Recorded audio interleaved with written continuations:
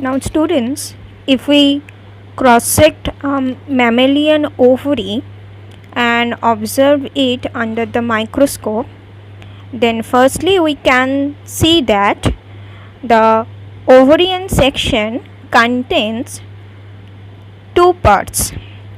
The peripheral part is known as the cortex, and the middle portion where see here the blood vessels can be found at the medulla. So cortex region is important for the distribution of different types of ovarian follicles, like primary follicles, primordial follicles, growing secondary follicles, Graafian follicles, okay, and also the corpus luteum and other follicular cells. So basically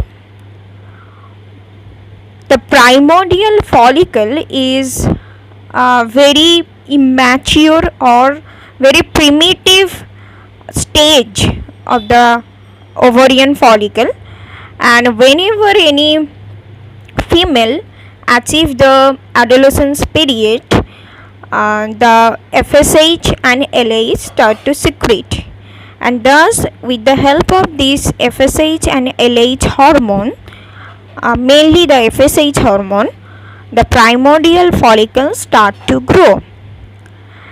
And what happened? Primordial follicles at first achieve the primary follicle. Now see here, primordial follicle are very small rounded structure, and primary follicle is comparatively large ovular structure where we can see that many granulosa cell layers are present, okay, and then this primary follicle becomes the secondary follicle.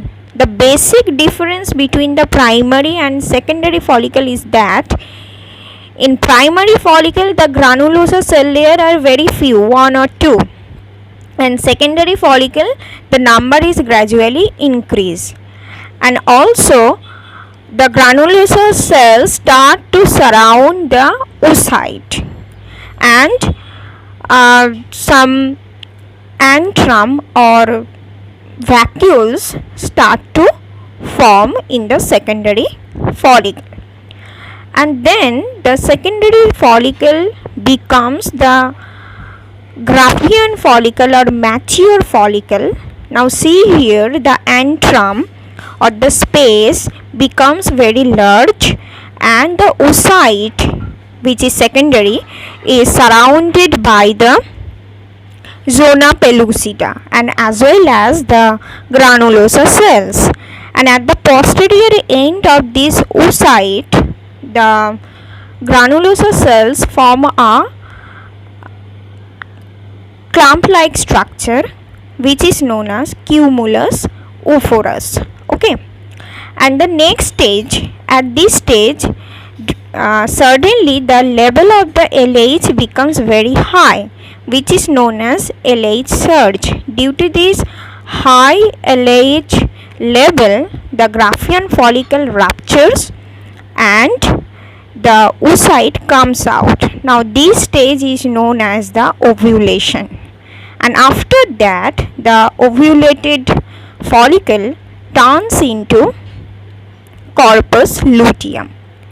Now this corpus luteum is devoid of oocyte, and it is important for the production of the progesterone hormone. So in that way the follicular cells or the follicles actually mature in the Graafian follicle, okay, and it's repeat cyclically. That means in every menstrual cycle a set of primordial follicle gives rise to a Graafian follicle. So this whole follicular developing process continues till the menopause.